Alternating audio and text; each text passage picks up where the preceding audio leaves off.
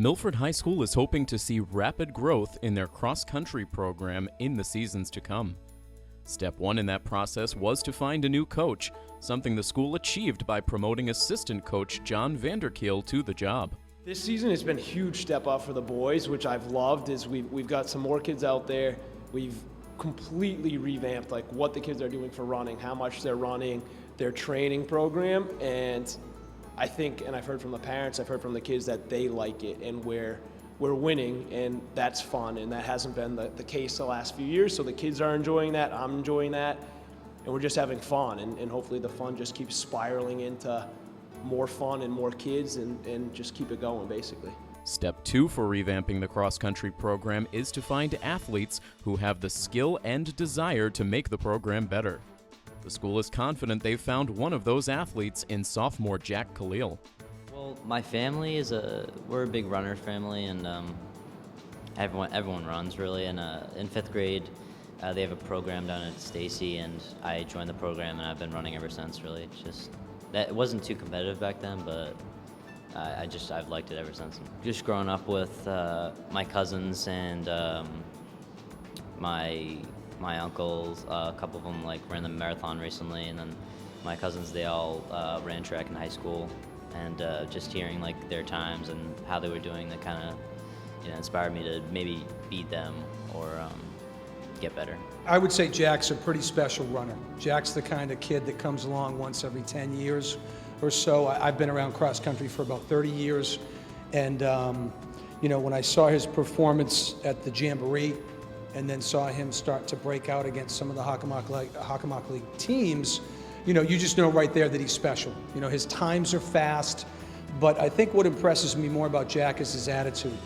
His confidence as a sophomore is really critical to him being able to compete with, the big dogs. It was pretty evident as a freshman, you kind of talk to the kids and say, okay, who do we got? They see him at the summer program, they see him at the captain's practices, who's coming in? And they were talking about a few kids, and then I know the captain last year, John Sishu, said, we got this kid Jack, and he's going to be pretty dang good. And he was. And Johnny was kind of our unquestioned top runner that year, but Jack, by the end of the year, if we had one more race, Jack probably would have beat him. And that was just a testament to him running hard the whole year. And he's a kid that said he did the middle school program, but aside from that, he hasn't run much, which is going to change because he's going to be running for everything now, and he'll probably go on and run in college. So yeah, he was a kid early on that we knew was going to be a good runner. While a number of athletes use track and field as a means to stay in shape for their primary sports, running has become Jack's primary sports passion. I do lacrosse, and then I do track in the winter, but I think I'm going to be quitting lacrosse this year to do spring track and kind of help the team out and make me better personally. The team all gets along. It's a good bunch of kids who do it. The captains, they really motivate a lot of the people, and I try to also motivate some of the freshmen and even the juniors and seniors. Sometimes when they're having a bad day. So yeah, that's kind of what I try to do.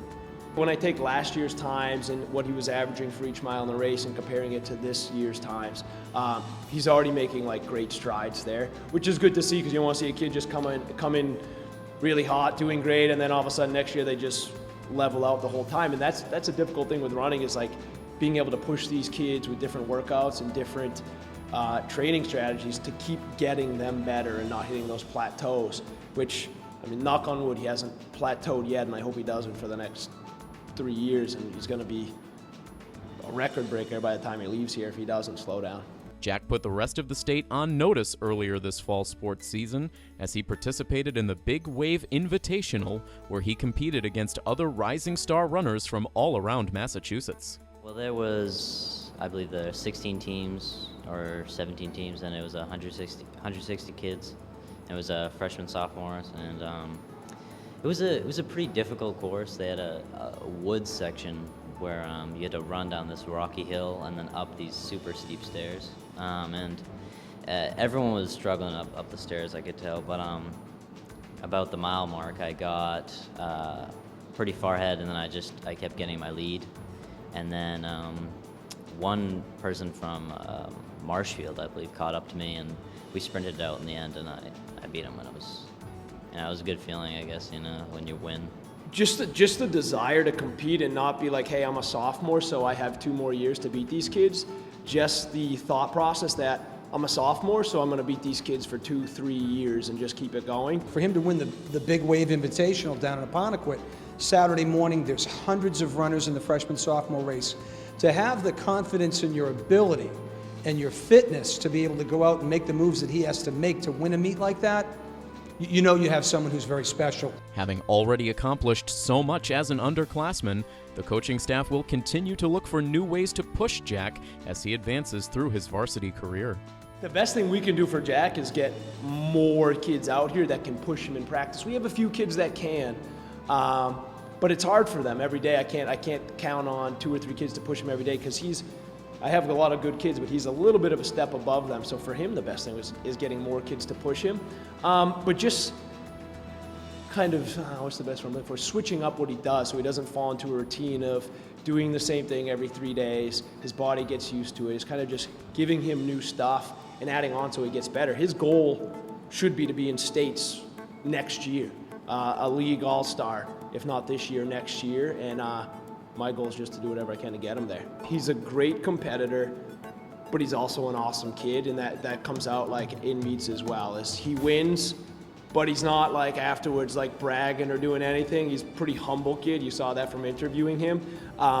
And I think the other kids on the team enjoy that too, because you can be in situations where you have a really good runner or a really good athlete in any sport, and they're kind of just like, I'm above everybody. He's absolutely not that. He's a member of the team, and he's just a great kid overall. I look at it this way: if I'm not getting first every race, like it's not really good enough for me. Like I can't just get first once. I have to keep doing it again and again. And I'm a person who really likes to strive to be my best all the time, and I'm gonna keep doing that for as long as possible while I'm here. And then hopefully run in college too. Hey everybody, this is Tim Coette. Make sure you check out full episodes of The Milford Informer on Milford TV. New episodes air every Friday night at 7:30 p.m. and then re-air frequently over the course of the weekend. Milford TV can be found on Comcast Channel 8 and Verizon Channel 38. And if you live in the Milford area and have an idea for a news story, you can contact us at news@milfordtv.net.